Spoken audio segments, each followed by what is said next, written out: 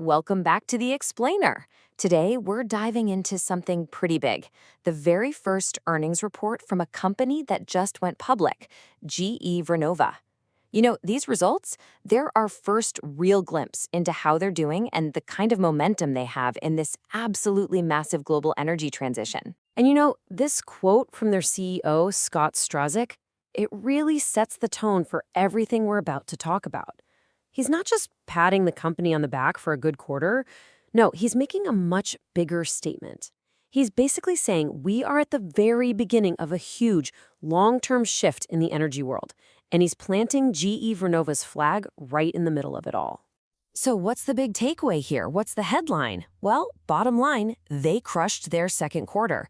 It was so strong that they've actually raised their financial forecast for the rest of the year. And when a company does that, it's a huge signal of confidence, not just in themselves, but in where the market is headed. All right, so here's how we're going to break it all down. First, we'll look at the strong quarter they just reported. Then we'll dive into what's fueling that surge in power and electrification. We'll also get real about the headwinds they're facing in wind. After that, we'll unpack the strategy behind their success. And finally, we'll look at what the future holds.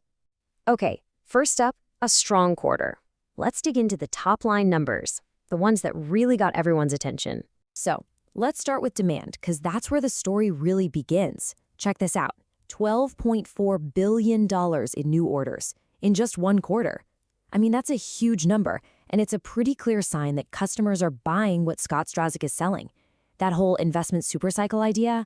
Yeah, they're in. And all those orders? They turned into $9.1 billion in revenue. That's a 12% jump in organic growth, which basically means growth from their core business. And what's really important here is that this wasn't just a one-trick pony.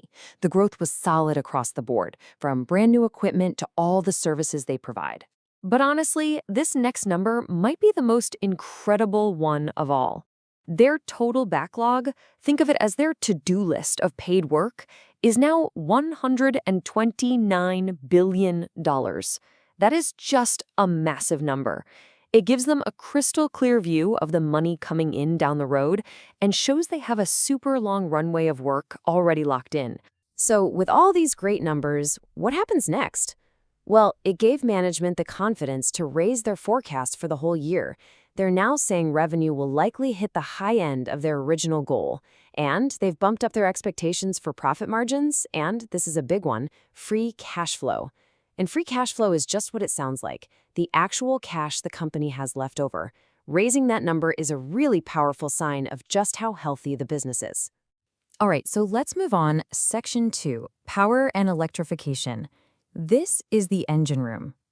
So where is all this fantastic growth actually coming from? Well, it turns out a couple of key parts of the business are just firing on all cylinders right now. Let's break it down. You've got the power segment. That's their traditional strength, pulling in a solid 9% organic growth. But then look at the electrification segment. It absolutely surged with 20% growth. And the best part? Both of them are super profitable, thanks to huge demand for things like gas turbines and the stuff we need to upgrade our electrical grid. So, what's really fueling all this? Well, a couple of things. First, the demand for gas power is just exploding. A big reason for that? The crazy amount of energy that data centers need. At the same time, there's a ton of money being poured into modernizing our aging power grid. And you can see this in their order book. Their gas turbine backlog and reservations jumped from 50 to 55 gigawatts in just 3 months. Okay, section 3. Now, it wasn't all sunshine and roses. To get the full picture, we have to talk about the part of the business that's hitting some rough seas. And that's their wind segment. So, the big question is, what's happening with wind? You've got these other parts of the company just booming, but the wind business is wrestling with some pretty tough challenges, both inside the company and out in the wider market. They basically laid out a few key problems. For one, they're having to spend more money to get their existing onshore wind turbines performing better. Then, their big offshore wind projects are getting squeezed by trade tariffs. You add all that up, and the result was a loss of $165 million in that segment for the quarter. But there might be a silver lining here. The CEO mentioned that a new tax bill in the US, which just passed, has already got customers talking and showing more interest. Now, it's still early days, but that could be the spark that really turns things around for them in the American market.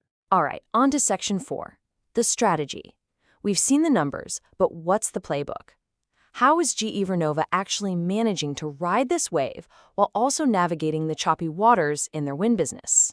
A huge part of their game plan comes down to what they call their lean operating model. And look, that's just a fancy way of saying they are obsessed with being more efficient.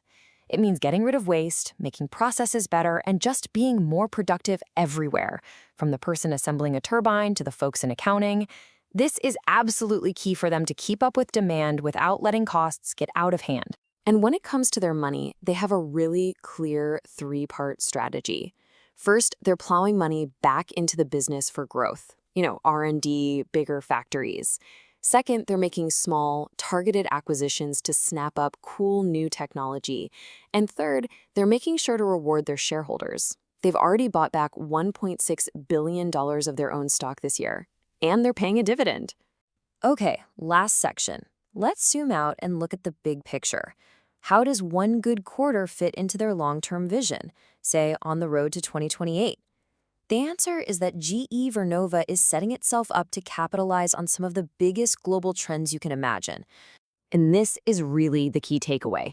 Their whole strategy is tied to these four massive, unstoppable trends. You've got decarbonization, you've got the world needing way more electricity, you have to modernize old power grids, and everyone is focused on making sure their energy supply is secure and reliable. This quarter, it's proof that their plan to tap into these huge shifts is already working. So let's leave you with this final thought. Right now, today, GE Vernova's equipment helps generate about 25% of the world's electricity, a quarter of all the power on Earth. So when you think about that investment supercycle and the momentum we just saw, it really makes you wonder, doesn't it? What will that number look like 10 years from now?